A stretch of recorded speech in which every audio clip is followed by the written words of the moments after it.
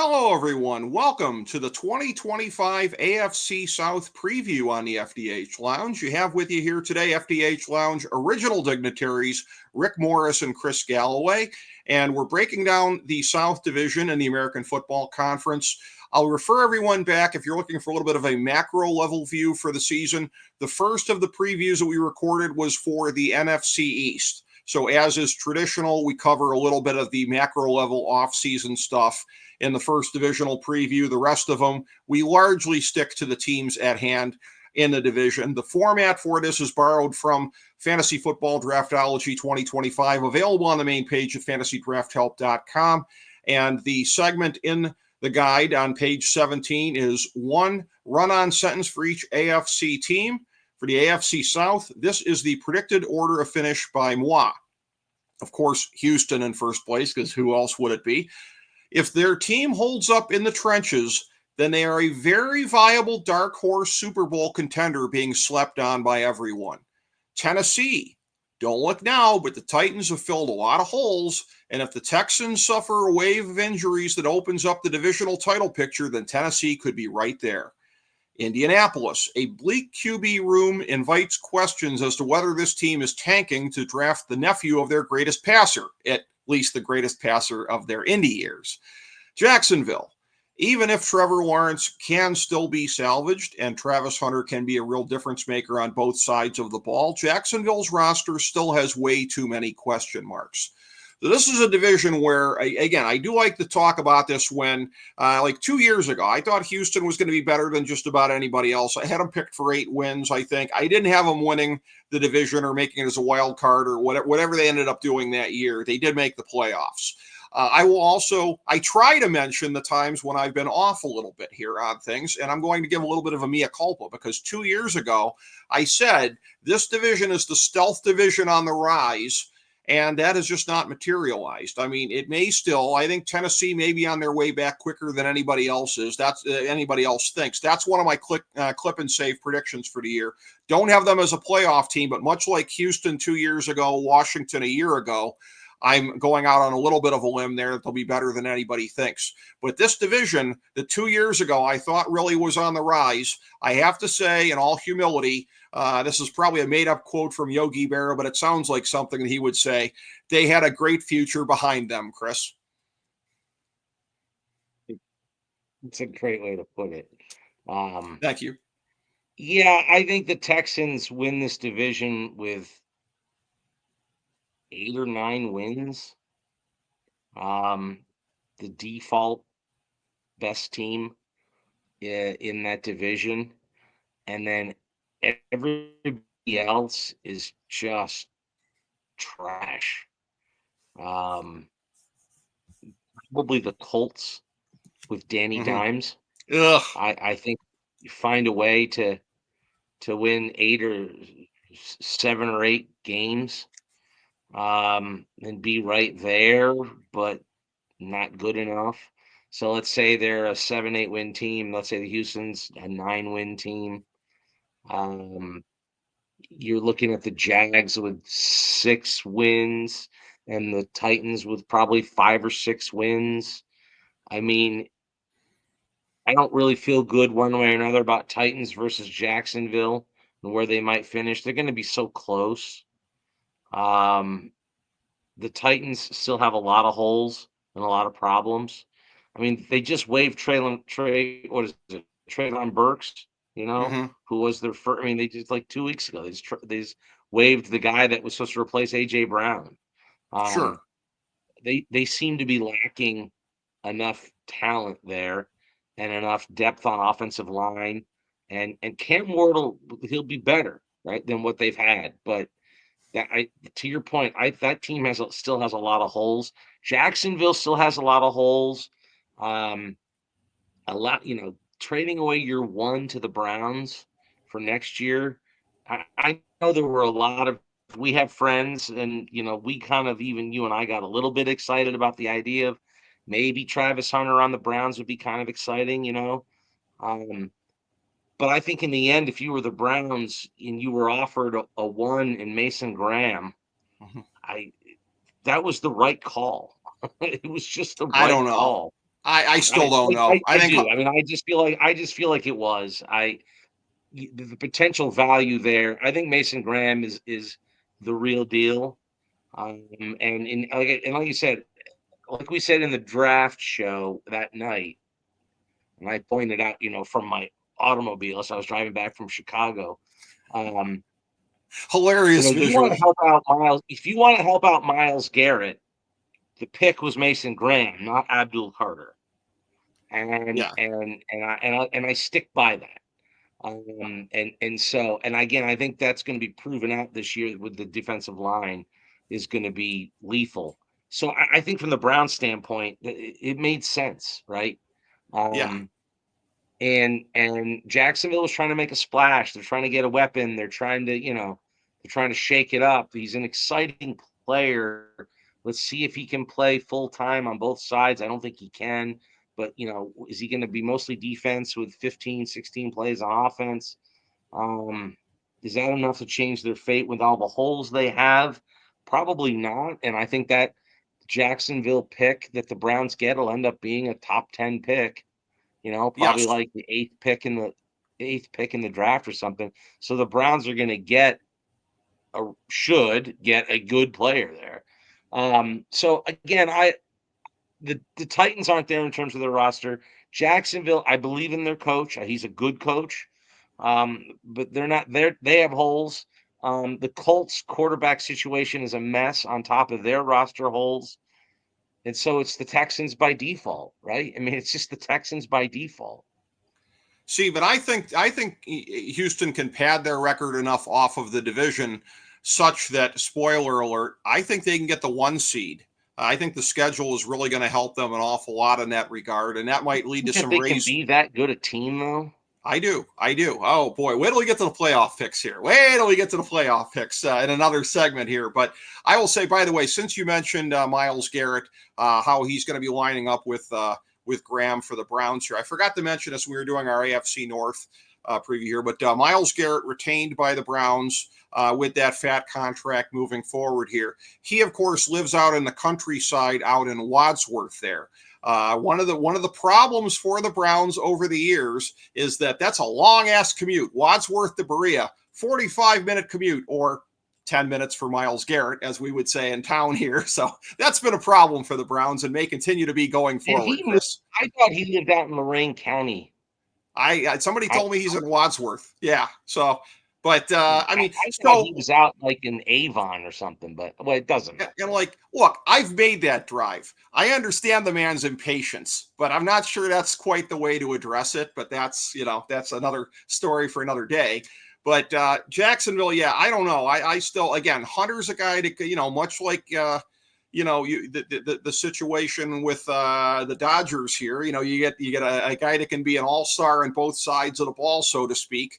I think you could be looking at the same thing potentially with Travis Hunter, and it's hard to really be able to put a price tag on that one. Tennessee, I guess I would throw in, now that they've cut bait on Burks, I would add that to their list of holes. But the remaining AFC team needs that I have here in Fantasy Football Draftology 2025 really was cornerback and defensive tackle. Now, what I will grant you is, again, I've made this point of comparison, much like New England last year, much like New Orleans this year.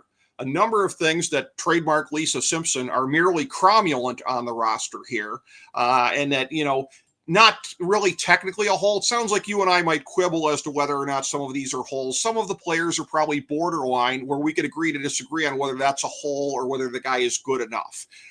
Tennessee is not at the point, and they may be a year from now at their rate of player acquisition, they may be at the point where New England is, because we've talked about this. New England has gotten to the point where they moved past the whole thing of like, okay, these guys are marginal. They were marginal non-holes. Now they're legitimate non-holes.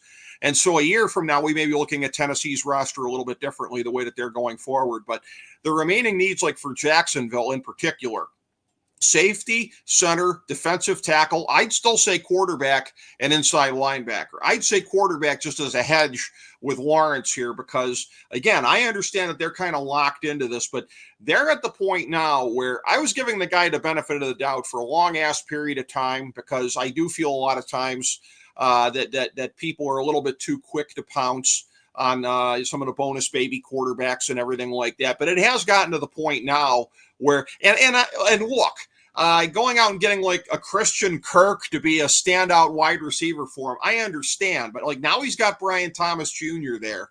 Like we're at the point with Lawrence where as the saying goes, blank or get off the pot, because there's no excuse for Lawrence not to look better than he is. Again, as the guy who was arguably the most coveted quarterback coming out since Andrew Luck, who ironically ran into his own issues as far as ever getting it done and ever getting to the Super Bowl and having a career that was cut short of what people thought it should be.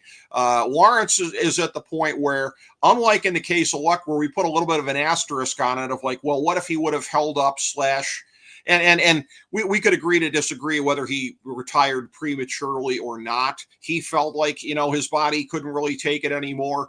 But like with Trevor Lawrence, we're at the point where there won't be any asterisks at this point if he fails. It'll be because he did not live up to what he should be.